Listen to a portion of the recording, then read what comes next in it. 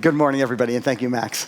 I am going to take a little interlude to speak about music, which might be a bit unusual in this context. But music is something that means a great deal to everybody, I think. It's also probably the art form and the sense that was digitized the soonest and is characterized the most completely now, more than vision and most other things. Music is one of the most powerful media we have to connect people.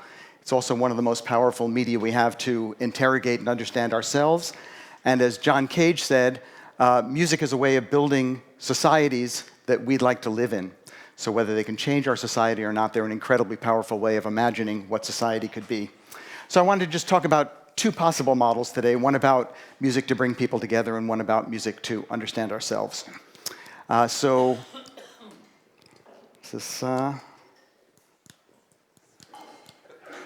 do I have to? Yeah, whoop. Yeah. So one thing we do is build instruments that understand the person playing them. So this is a hypercello that we designed that understands not just the music that's being played, but how it's being played, in a certain sense, why it's being played, so that the simplest change in expression changes the entire world of the piece and of the instrument. We do this as well for measuring the expression between people. So this is an example of an ensemble where instead of measuring just the meaning of each musician, all the measurements are connected so that depending on the push and pull and synchrony of all these musicians together, the entire musical environment changes. We do this for the relationship between humans and robots. This is a recent opera of mine about a guy who wants to live forever. We measure everything about him, and the entire theater, a chorus of robots, the stage itself, all the lighting, all the sound, is controlled by the emotion and the change of his state of being over the course of the opera. And we use this technology to measure the relationship between robots. This particular opera has a chorus of robots, which I personally think all operas should have from now on. It's the only way forward. We do the same thing for children. This is an example of an installation where a room about this size might be filled with hundreds of these rhythm instruments, and they measure the behavior not just of each child as he or she plays. This is called a rhythm tree, the rhythm tree instruments, but the behavior of all the children together so the entire rhythm can become synchronized or completely, you could say, chaotic or rich and complex, which I prefer, depending on how the children are behaving. And we also create environments. This is from the Haus der Musik in Vienna, where you can make your own musical digital identity, put it inside to a little machine, and create your own. It's called the Future Music Blender. You can create your own version of a composition that goes on for all the time and changes with each group of audience that comes in. The largest scale that we've been experimenting with for this kind of collective musical experimentation is through a project called City Symphonies. Started when the Toronto Symphony Orchestra about 5 years ago asked me to write a symphony, and I said, sure, that's interesting, but you're Toronto, so I'd like to make a portrait of the city of Toronto. I'd like to do that with normal music, but I'd also like to do it by listening to the actual city and seeing what it is about the streets and the people and the machines and the nature that tells something about Toronto that would be different than any other place. And I want to invite everybody in the city who wants to, 5 million people, maybe we'll get 20,000 of them, to collaborate with me and my team at MIT to create this piece together. Unfortunately, the symphony orchestra said yes, because I had no idea how to do this. But we made a model to make symphonies for cities. And cities are interesting contexts because you have 5 million people who live in a place like Toronto. The one thing they may have in common is just the fact that they are in this place together. And if you can use music as a way to cut through divisions, to allow people to share things about themselves that they might not share if you were just having a discussion, really exciting things can happen. So we did that in Toronto and have done this around the world, in Europe, in the United States. Made the front page of the New York Times because I measured all the cheesesteak cooking and used it as part of the composition. We're doing one right now between the two Koreas. You talk about walls. We've done a series of launch events in the demilitarized zone with young people from North and South Korea. So that one, we'll see what happens over the next year or so. For each of these projects, we make apps where it enables anybody to record sounds in the world around them. You can tag the sounds, you can record video as well. As you record them, they become geotagged and become part of a giant map of that place. Those sounds are then analyzed according to many parameters. Similarity gives the same color, and either by moving a mouse on a computer, a finger on a tablet, or shaking your phone, you can make your own version of the sounds combined in that city. You post those online and people share those sounds. So in Toronto, actually about 30,000 people participated in this. So we get many, many maps of the city, which we can all listen to and decide how to combine them. I also put out parts of the piece as it's developing in a form like this. This might appear online or on your mobile app, where the lines at the bottom are a part of the piece that's developing, but then by bending these lines and by using a virtual spray gun to blur and change the color and texture of that line, you actually make your own version of that composition, you fully orchestrate it, and that is also posted online. People mash and mix each other's. That also can become part of the composition.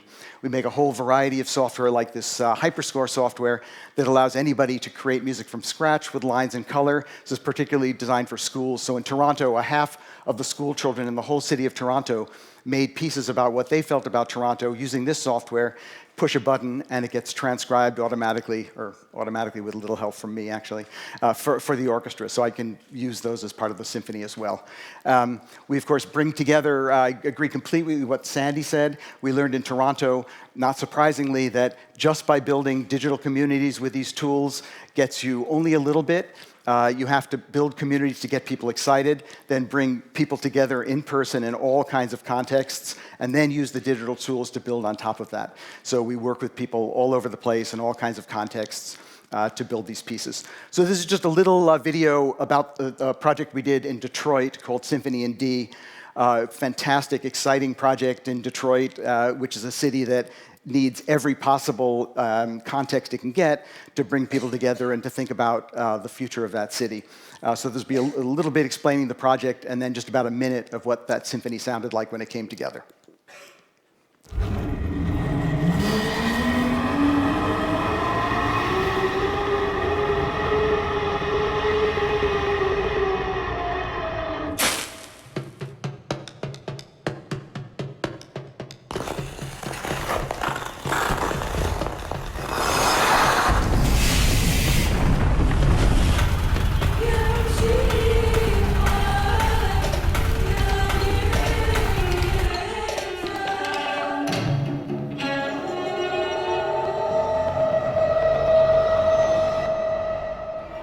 I think what Todd's doing with this program, the sounds that we're going to gather and the voices that we're going to hear are new, they're fresh, they're vibrant, and they're full of hope and optimism, which is something that you don't normally see when you talk about Detroit.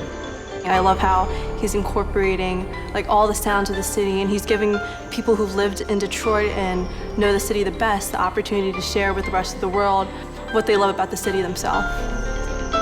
Detroit is full of people who know how to go out there and get things done, who know how to make a way out of no way. We're going to make a big piece of music for the Detroit Symphony Orchestra. We're going to show the world what Detroit sounds like.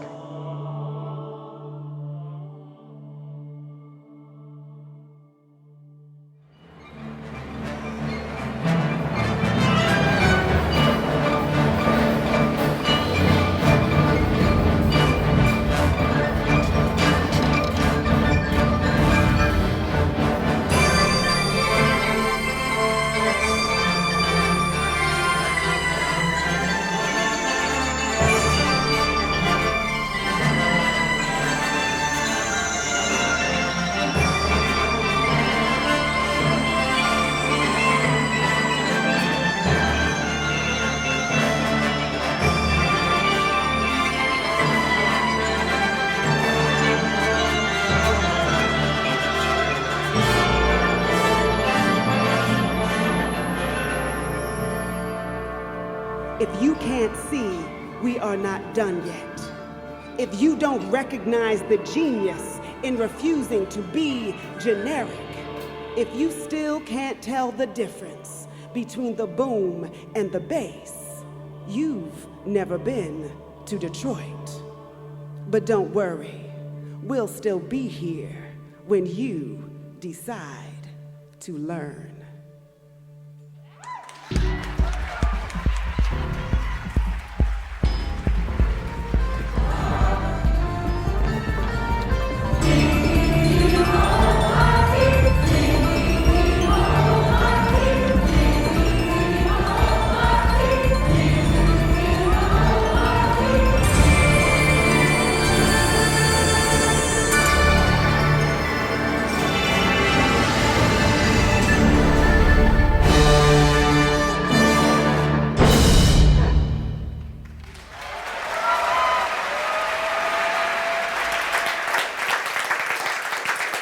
So again, music brings us together, but it also touches us, and we believe can be used in a way to interrogate ourselves and actually to heal ourselves in many, many ways. So very, very quickly, we've used music for the last 10 or 20 years at MIT to make instruments like the ones I showed you at the beginning, but to make instruments for people who have no other way to express themselves, so people with physical and mental disabilities. So this is an example, we have a TED Talk together, Dan Elsey and myself, of somebody who has cerebral palsy. He can't speak, he can't control his body, but we use similar technology to the fancy hypercello to measure Dan's head movements, where he can use our composing software and actually can perform his own music. So we do a lot of work in that area. This is something called the Orb that we designed with David Edwards and his organizations. It's a vibrating little device that takes your voice and analyzes it digitally, turns it into vibration, which you then hold in your hands. The idea is to become more aware of the power of the vibration of your own voice, to direct that vibration for various purposes, and also to share your voice through this orb with other people. So often families will come in, somebody in the family will sing, and then pass the vibration of his or her voice to somebody else in the family. Mother to a child is a very powerful experience. No time to go into this in detail, but we're working very closely with some colleagues at MIT right now. A lot of you may have heard about big breakthroughs at MIT about 2 years ago in the use of gamma frequencies to stimulate the brain into reverse Alzheimer's disease. Was found out first with lights flickering at 40 hertz, and then audio playing at 40 hertz. 40 hertz is the low E on a piano, or the low E played by an electric bass or double bass. Turns out that if you're exposed to those frequencies, remarkable things happen. One thing that happens is the arteries in your brain where plaque builds up that causes Alzheimer's dilate, and the plaque disappears. So if you have enough treatment, or continual treatment, we think, with either light or audio, or even better, both together, Alzheimer's can actually reverse. It won't stop it yet, but we're working on that. And it turns out that your brain needs these 40 hertz oscillations to regulate many phenomenon. So a lot of the work we're doing, we built an instrument called the Gamma Moon, which allows you to play these 40 hertz frequencies and lights, and it controls audio and light and vibration. And we even have a 40 hertz related scent, both to enhance the experience and also to measure your sensitivity to scent, which tells how well this is working. And your brain gets entrained to make these 40 hertz frequencies again. And so this is extremely powerful, something that we're going to build on. I've been writing music to take these gamma frequencies, both in light and particularly in audio, and embed them in musical experiences. If you just play the gamma frequency, it sounds sort of like that, which I kind of like that, but most people don't want to listen to that for an hour a day, which is what the treatment. So we're putting these inside pieces which are interesting to listen to. So I just wrote this one for the Kronos Quartet. They just recorded it last week, actually. And here's just a tiny, tiny bit. If you bring up the frequency, this will get rid of your Alzheimer's and resync your brain. 30 seconds of this. This is a little bit of gammified with the Kronos Quartet and these gamma frequencies embedded in it.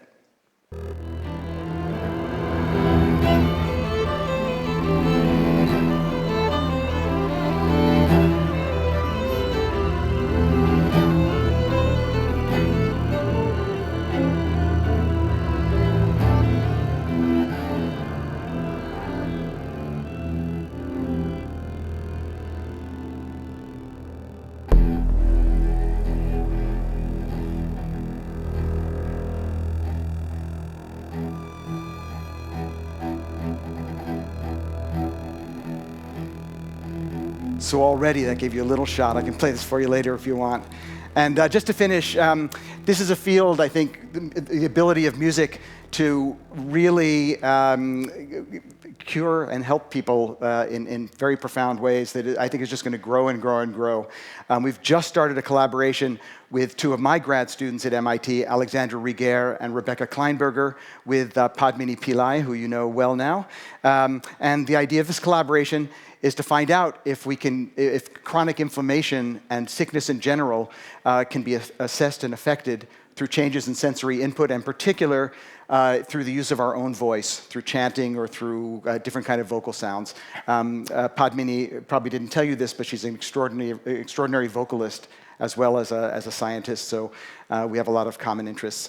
And because of all this work, it could just be that music is one of the very most powerful ways to encode, to communicate, to consolidate, and to recalibrate our digital identities. Thanks very much.